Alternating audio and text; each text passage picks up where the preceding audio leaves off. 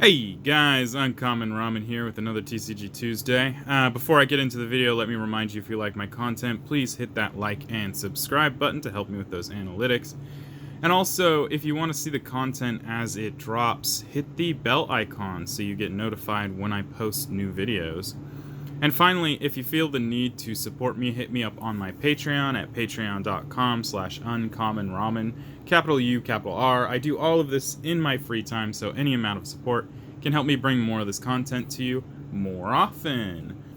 So it seems that Wizards of the Coast has finally decided that their Secret Lair packaging is just extremely wasteful. Because today I received these are the, I want to say June or July super drops, so we got our special guest and special artist series stuff here. I only actually ended up backing 3 of these, which I kind of regret not just doing the whole entire series. The next video I do for Secret Lairs, I did the entire thing. But we're going to jump in and take a look at these and see why they changed the packaging, maybe. So we'll start with Kellogg's Loops. This one was really interesting because they give us a Mystic Remora in here, as well as Burgeoning and a couple other things. It's definitely feels official, and you definitely got the seal here, so it's not like I'm worried or anything, but we got this very interesting waste of cardboard that says thank you for being a part of Secret Lair. So okay, so it's basically the envelope, and I think this is in here to strengthen the envelope, just so your cards don't get bent, because it's just very flimsy. But here we go with the the cards from Kellogg's Loops. See if there's a way to do this without potentially harming the cards here. No? You don't want to be easy on me? Oh, there we go. Perfect! Some pretty good packaging, not gonna lie. Alright, so we have Mystic Remora. Mystic Remora is a very interesting enchantment that functions very similar to Rhystic Study, except that it only looks for non-creature spells. It definitely taxes harder on that, however. So anytime your opponent plays a non-creature spell, they have to pay 4. Otherwise, you draw a card. But Mystic Remora is a lot more balanced in the fact that it has a cumulative upkeep. So over time, this is eventually going to become extremely expensive to upkeep, and you're going to probably end up sacrificing it. So it has a limited time frame on the board, unless you do some shenanigans. Next up, we have Retreat to Coralheim. Another very interesting enchantment. This guy can go infinite with an untapper and... Or actually, no, it can go infinite with a bounce land and a card that allows you to play lands from your hand as opposed to just the 1 land per turn. So very cool enchantment. Pairs really well with Hagra, Retreat to Hagra, to kill your opponents, basically. We got Burgeoning. Burgeoning is an interesting enchantment because you definitely need to play it early, unless you're playing like a lands matter deck, like Windgrace. Because otherwise, the later it goes, the less lands you actually have in your hand, so Burgeoning can become very unhelpful very quickly. And then finally, part of this 4-card spread, we have Utopia Sprawl. Another really interesting enchantment. It just basically doubles the amount of mana the land is producing. And then the final card back here is going to be those little special cards that they give out. It has a... Oh, that's super cool. And it's Tanglewire. That's crazy looking.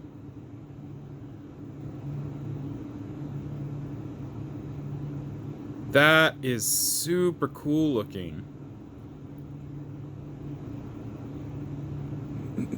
It's like a diagram of the trap or something. Tangle wire, good lord, that reminds me back when it released. I always hated that card. Now the cool thing about the Kellogg's loops, let me see if I can't figure out how they did this. They look like they could be put together. Maybe I'm wrong about that. When they presented it on the well, actually, no, it doesn't look like it. When they presented it on the secret layer, they presented it together like this, and it kind of looked like it flowed together as one scene, but I guess that's just the way this artist looks. It just makes it look really cool. But these are beautiful looking cards.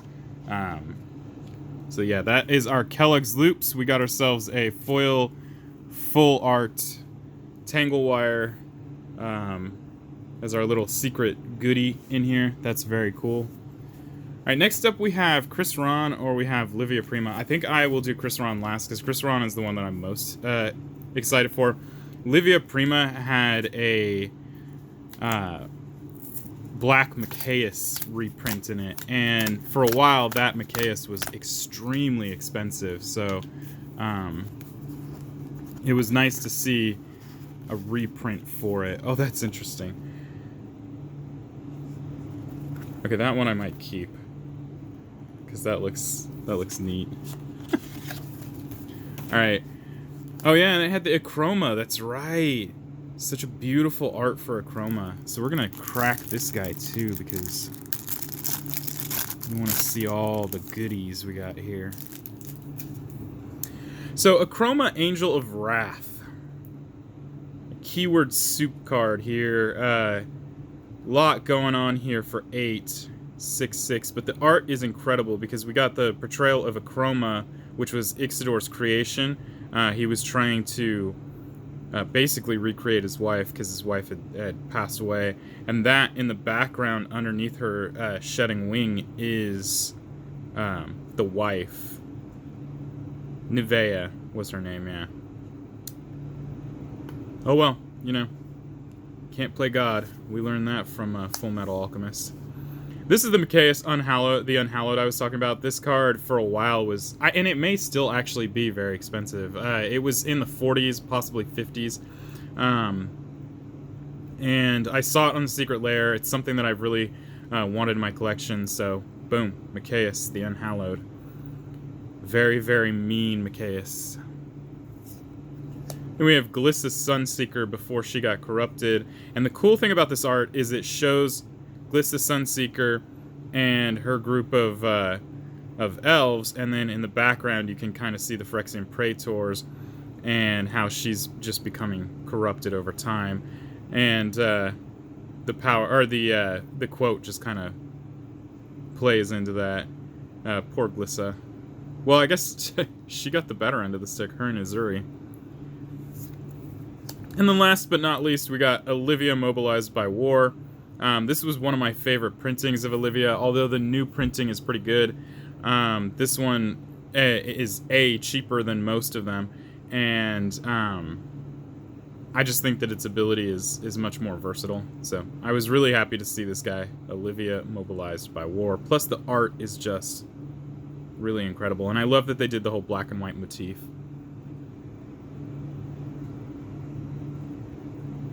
And then our goodie here is going to be the color version of it. We have both. That's pretty cool. Okay. So if you ordered this, you're going to receive both the black and white version and the colored version, and they both look incredible. So that's pretty cool. That's pretty cool. Alright, so that was Livia. Right? Yeah, Livia Prima. Some really beautiful cards there. I'm going to go ahead and put these out here so you can see them as well.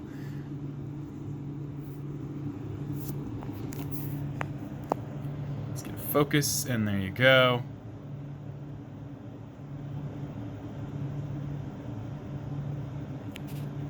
So those are the Livia.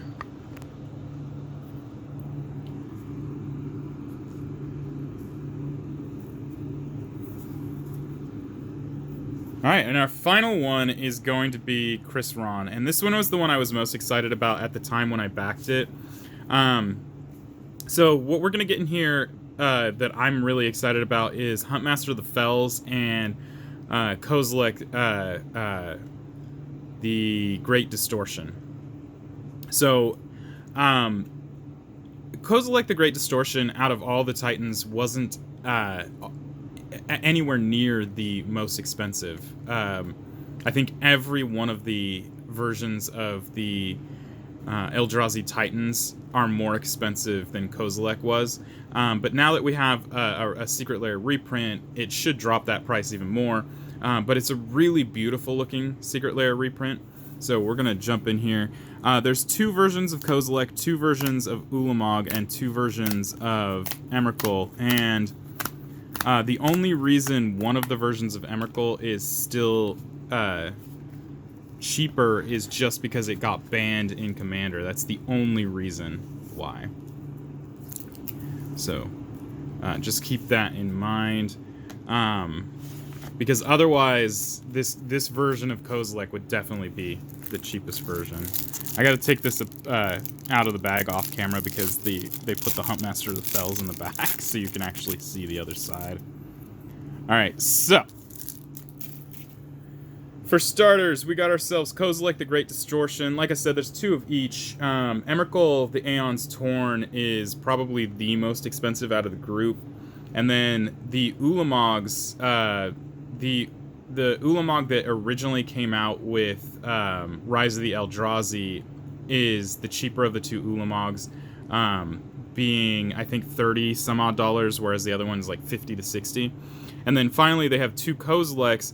This Kozilek, I think, is a $14 card, whereas the other one, Butcher of Truth, is a $30 to $40 card right now. So it's definitely one of the cheaper of the Eldrazi, but it's really cool to see these reprints. It's really cool that you can just pick these up on a Secret Lair. You pay $40 for the Secret, or actually $30 for the Secret Lair, and you get this plus other value. So Kozilek, the Great Distortion. Followed by Primeval Titan. And the art on this is just absolutely incredible. I was always a huge fan of Prime Titan, so it's really nice to see this. Followed by Platinum Angel. And this is outright the best art for Platinum Angel. I just really love the way it looks. So excited for that one. And then finally, we have Huntmaster of the Fells. It's got a little bit of centering issue here. That's interesting. Oh, there's 2 Huntmaster of the Fells. Oh, very interesting. Okay, so we have 2 Huntmaster of the Fells here. They both seem to have centering issues, but you know. So this is the black and white sketch version. This is what it looks like after it's been fully colored. And that is Ravager of the Fells in the back, again in the black and white and in the color. And I'm just saying, these look, the art style is just really incredible on these.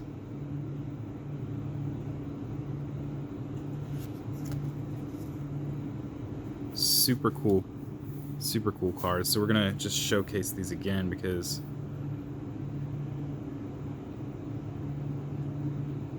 you know, this Platinum Angel just looks outright angry.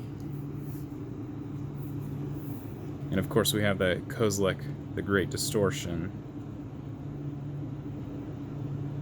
which is just an absolute menace of a card. So there we go. We have our Chris Ron. I'm going to go ahead and showcase these again.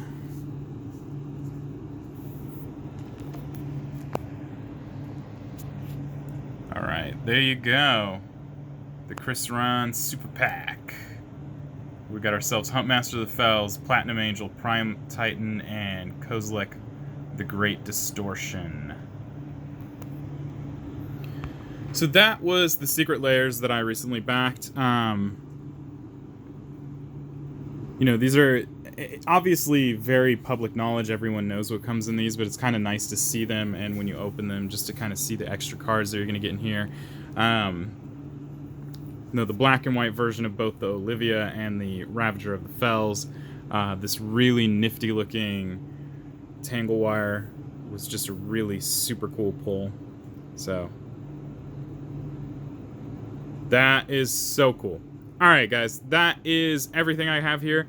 If you have any questions or comments, go ahead and leave those down below. We'll keep it positive, guys. If you have any negative comments, I will just simply remove them. There's no need for those here. And yeah, until next time, guys. Peace.